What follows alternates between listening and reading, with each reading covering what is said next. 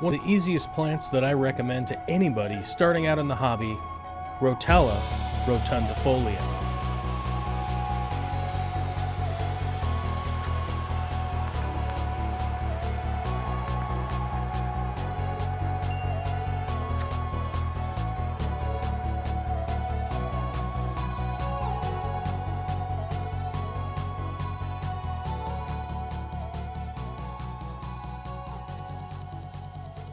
Rotala rotundifolia is one of the easiest plants to put in the background, or even maybe the middle ground if you happen to have a big tank, of just about any aquascape, whether it be an iwagumi or naturescape, jungle style, doesn't really matter. This is a very versatile plant that works fantastically in almost every natural aquarium out there, and maybe even some aquariums that aren't natural.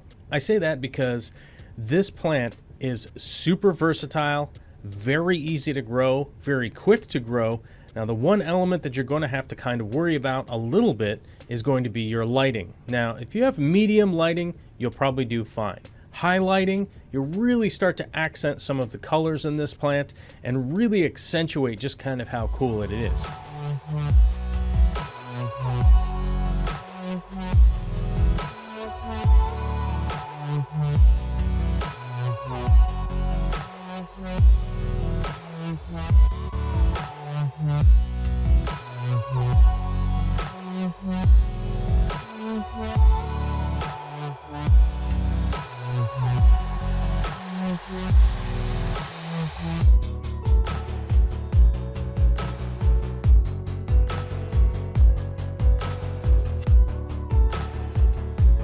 Now, I have a bunch of other types of Rotala that can be finicky and difficult to grow at times.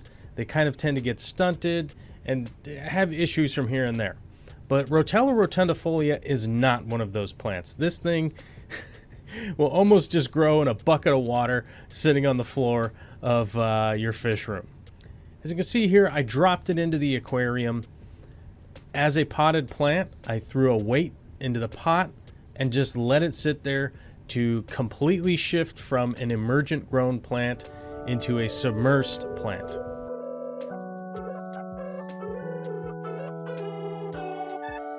My reason for doing this was actually motivated by my friend and your friend Corey from Aquarium Co-op, as we received in some of these plants and we were unsure if they actually were the species that they were supposed to be. So we went ahead and distributed some of them out and just saw how people could grow them and what they look like. Once we were done, brought them back together to come to a consensus of, yeah, in fact, this is Rotala rotundifolia.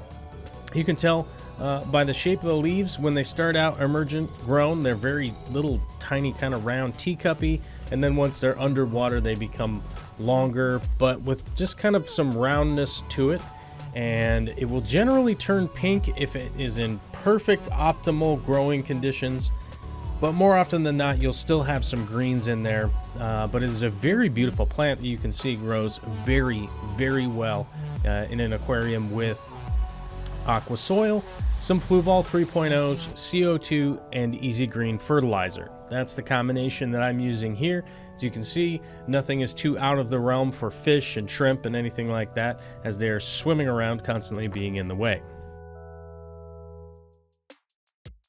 Trimming and maintenance on this plant couldn't possibly be simpler. You really can't cut this plant in a spot where it's not going to regrow.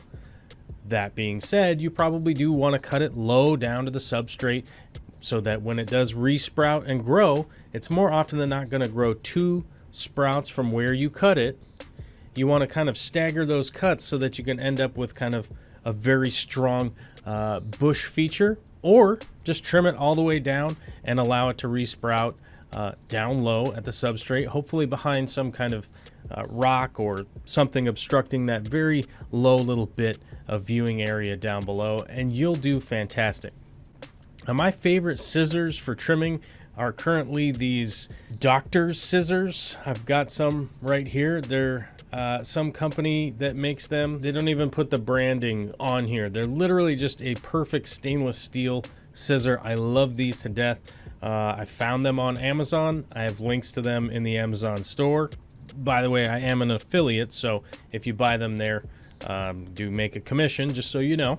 But these have been the most unmarred scissors that I have owned in a really long time. They stay very sharp, very clean. They're actually like polished, and they haven't rusted at all. Even in like 6 months, even at the joint here where the screw is, there's no rust. So even though I treat my scissors like crap, those ones have held up the test of time. So I could definitely recommend those if anybody's looking for them. I recommend this pot conversion to a lot of people. You can actually just drop the pot in a tank that maybe isn't a current display and allow the plants to transition from emergent growing up in the air to submerged growing underneath the water. Then you can go ahead and just trim the stems off that have grown and then plant those directly into the substrate. It's not a very difficult operation. It is just a little bit of time consumption. It's nothing, I would say, out of the realm of 10 to 15 minutes. And it's something that just about anybody out there can do. Or maybe if you're, not able to physically do it, you could actually just give instructions to an average person that could help you maintain your aquascape. This is a plant that pretty much anybody cut it down here. Yeah, that's pretty much how it goes. Stuffing it back into the substrate, you just want to make sure you get 1 to 2 inches in there, whatever's going to hold it in place. It will send out roots. It will grab in over time. As you can see, we pull the pot out here. The roots have grown from the rock wool all the way down into the substrate to hold itself in there.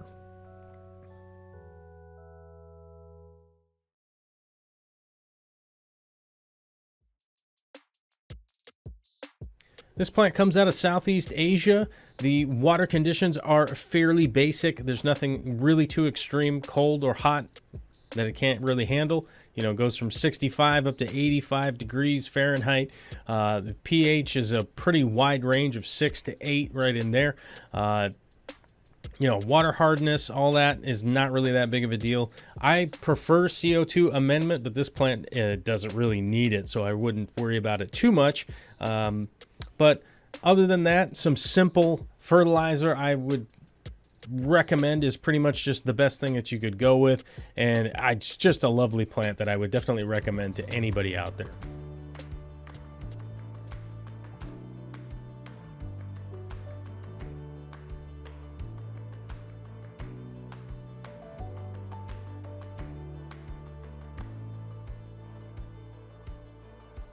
If this video was helpful to you, click the subscribe and the like and do all that stuff, of course.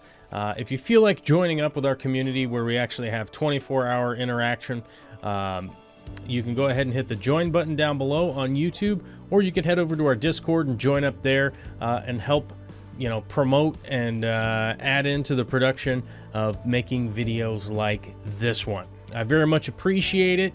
I hope you all are having a fantastic time out there, and yeah, keep doing aquarium.